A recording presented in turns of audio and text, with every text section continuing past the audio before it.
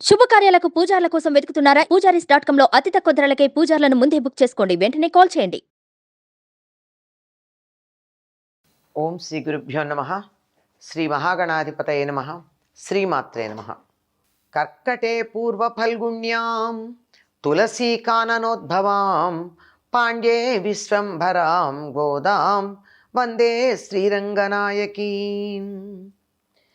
నీళాతుంగస్తనగిరితటీ సుప్తముద్బోధ్య కృష్ణం పారార్జం స్వం శృతిశతశిరసిద్ధమధ్యాపయంతి స్వోచ్ఛిష్టాయాం స్రజినిగళితం యా బలాత్కృత్య భుంక్తే గోదా తస్యై నమైదమిదం భూయ ఏవాస్తు భూయః. శ్రీ భూనీలా సమేత గోదారంగనాథ స్వామినే నమః. கத்துக்கழவை கணங்கள் பல கழந்து செத்தார்த்திஜலியச் சென்று செருச்செய்யும் குத்தமொன்றில்லாட கோவலர்தம் பார்க்கொடியே புத்தரவல்குல் புனமயிலே போதராய் சுத்தத்து தோழிமாரெல்லாரும் வந்து நின் முத்தம் புகுந்து முகில் வண்ணன் பேர்ப்பாட சித்தாதே பேசாதே செல்வ பெண்ணாட்டி నీ ఎత్తు కురంగం సా పారులేలోరెంబావాయ్. 11వ నాటి బ్రాహ్మీ ముహూర్తంలో నిద్రలేచినటువంటి గోదాదేవి మరి ఒక ప్రత్యేకమైనటువంటి లక్షణాలు కలిగిన చెలిని నిద్రలేపుతోంది. ఇటువంటి సాధకులు భక్తులు మనకి లోకంలో కనపడుతూ ఉంటారు. ఏమంటే చెప్తోంది, లేగదూడలు కలిగినవి అయినా లేగల్లాగానే ఉన్నటువంటివి అయిన ఆవులు ఉన్నాయట. అంటే లేగదూడలంటే లేత దూడలు, ఆవు దూడలు. ఆ తర్వాత ఆవులు ఎలా ఉన్నాయి, చూడడానికి వయస్సు వచ్చి ముసలావుల్లాగా లేవు, ఇవి దూడల్లాగానే ఉన్నాయి. అంటే తొలిచూలు మలిచూలు ఆవులు.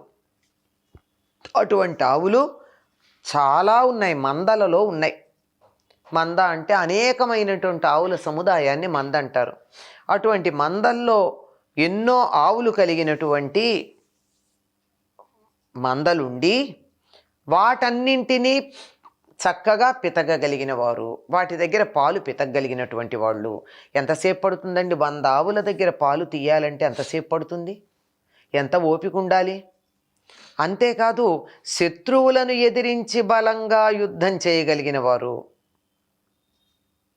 గోపాలకులంటే ఏదో ఆవులు మేపుకుంటూ ఉండే అతి సామాన్యులు అనేటటువంటి భావన లోకంలో ఎందుకో ప్రచారంలో ఉందండి.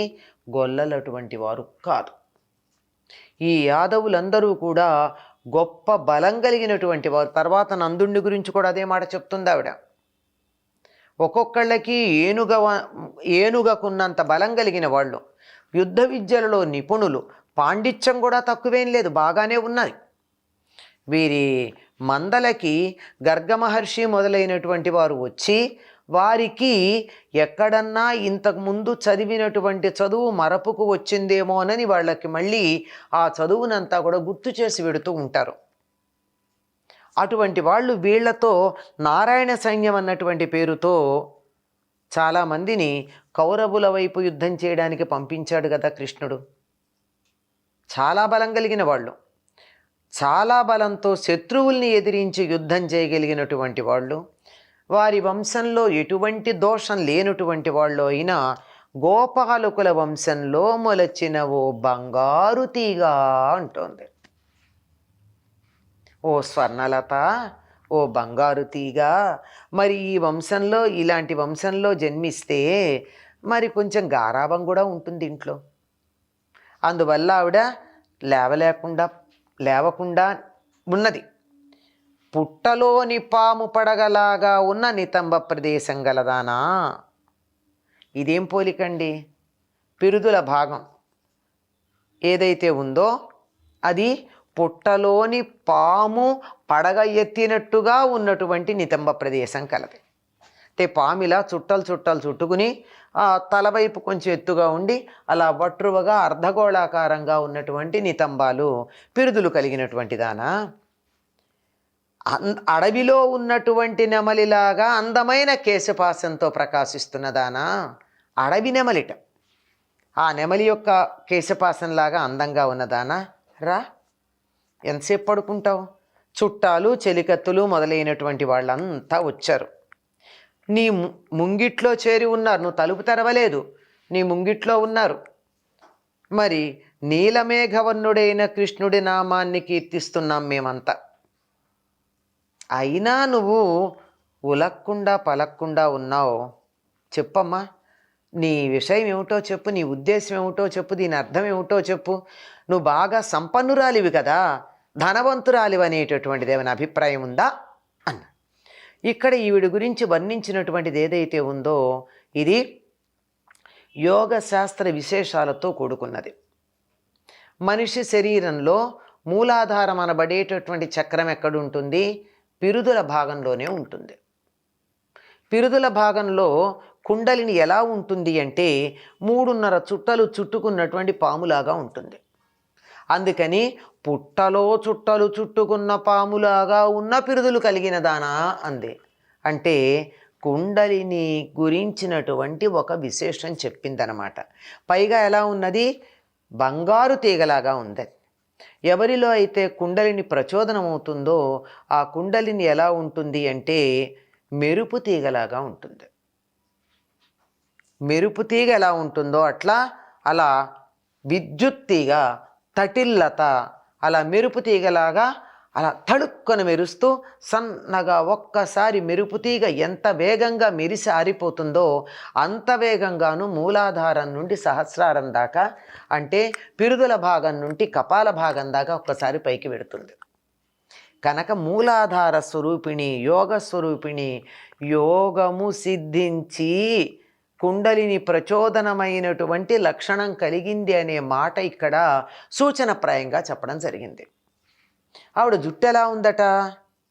వెనకాల భాగాన్ని వర్ణిస్తున్నారు గనక అడవి నెమలి పింఛన్లాగా ఉందిట. అంటే ఆ కేశపాశం అడవి నెమలి పింఛన్లో ఎన్ని రంగులు ఉంటాయండి? జుట్టు అన్ని రంగులు ఉంటుందా? ఉంటుంది. ఎందుకంటే నూనె రాచి, నల్లని జుట్టు నూనె రాచుకుని ఎండలో నిలబడితే దాని మీద నెమలి పింఛన్లో ఎన్ని రంగులు ఉన్నాయో అన్ని రంగులు ప్రతిఫలిస్తాయి. అలా నున్నగా మిలమిల మెరిసిపోయేటటువంటి జుట్టు ఉంది. ఈ నెమలి పింఛంతో పోల్చడంలో విశేషం ఏమిటంటే సర్పానికి నెమలికి పడదు, కానీ ఈ సర్పానికి నెమలికి పడతాయి. ఈ సర్పం మనిషిలో ఉండేటటువంటి కుండలిని స్వరూపం. ఈ కుండలినికి అధిపతి అయినటువంటి వాడు కుమారస్వామి. ఆ కుమారస్వామి యొక్క వాహనం నెమలి. వీటిని సమన్వయం చేసుకుంటే అద్భుతమైనటువంటి భావన మనకు కలుగుతుంది. చిన్న పిల్ల గోద, ఆ పిల్ల మాటలలో ఇన్ని యోగశాస్త్ర రహస్యాలు మనకి ఈ పాసురాల్లో దర్శనమిస్తూ ఉంటాయి. అటువంటి గోదమ్మ తల్లికి నమస్కారం చేయడం తప్ప మనం ఏం చేయగలం? ఈనాడు నిద్రలేపుతూ ఉన్నటువంటి గోపిక యోగ సిద్ధురాలుగా మనం చెప్పుకోవలసి ఉంది. ఈ యోగ సిద్ధురాలికి మంచి వంశము, బాగా పాలు ఇచ్చేటటువంటి ఆవులు కలిగినటువంటి, ఆవులని పాలు తీయగలిగినటువంటి కుటుంబ సభ్యులు ఉన్నారు అంటే ఈ గోవులకి, గోవు నుండి వచ్చేటటువంటి పాలు ఇవన్నీ కూడా అమృతము, యోగం వల్ల వచ్చేటటువంటి ఆనందామృతం మొదలైనటువంటి వాటితో మనం అన్వయం చేసుకోవాల్సి ఉంది.